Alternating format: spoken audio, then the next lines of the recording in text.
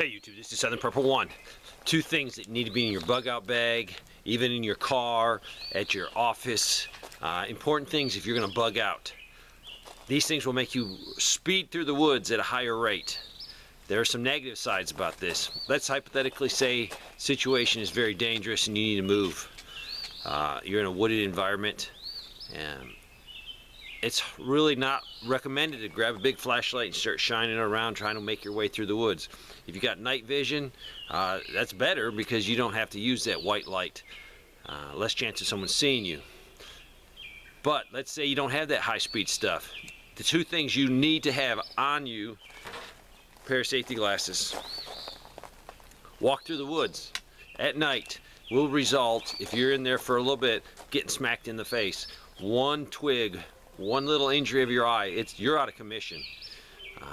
So this is a requirement. Even during the day, if you're breaking brush, if you're walking a trail, there's nothing in the way, you don't have to have them on. But if you're actually breaking brush, you're going through, especially in the south, we got mountain laurel, rhododendron, just all kinds of stuff that you're going to be smacked in the face a million times. This is a must. I've hit myself so many times, and glasses like this have saved me. Number one thing. Number two, a glow stick. I use this in the military a lot, not really in a tactical sense, but if I needed to move in the woods with some form of safety and without using a white light to interfere with other people around or other maneuvering units that are actually training, that on a stick. Basically what you do, just a little tape. If you didn't have tape, you could tie it, whatever you need to do, secure it to the end of a stick. Make sure the stick is light because you're not going to be actually using this like as a walking stick. You can, but you're going to be holding this out in front of you right at the level of your feet. So this will let you see what's at your feet. It will also keep you from being blinded. If you try to hold up a single glow stick like this, it comes back at you. Now you can cut these packages. You can cut a whole window out. Cut the whole window out so you can not be have that light shining in your face. You can do the same thing with here. You could cut this so the packaging acts as a barrier, so it directs the light down instead of in your eyes. But normally, if you have a stick and you hold it like this, this is keeping it from shining in your eyes. So it's very helpful. You can definitely move quicker, especially if it's rough terrain, because if you get hurt, you break an ankle, you twist an ankle, there's not going to be much bugging out going on at that point or evading who's chasing you.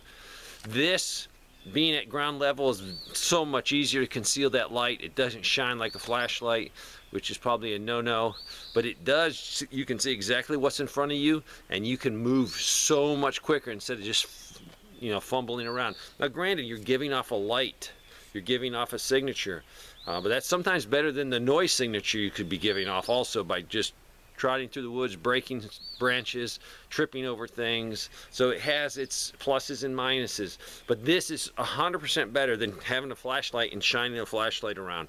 That is seen so much further than this. Now if you're walking through the woods, have something to cover this. Military socks, 2 of them will do a really good job. Just slide 2 military socks over them. They're heavier. Even civilian socks, 2 over it, and it really blocks the light so people can't see it with the naked eye. It really does a good job with night vision. Now, say you're walking through the woods and somebody definitely sees you. It doesn't say you have to take this with you. Lean this against the tree. And if you're going this way, DD out that way or away from them if they're over here. They're going to be concentrating on that light, leaning up against that tree, which will buy you some time to get away. So, this is a broomstick. Don't cut a big old sapling because you're going to be holding this up sort of like the blind people do in front of you and waving it in front of you so you don't trip. And it's the same thing you're going to be doing here. So, chem lights, put them in your get home bag, put them in your bug out bag.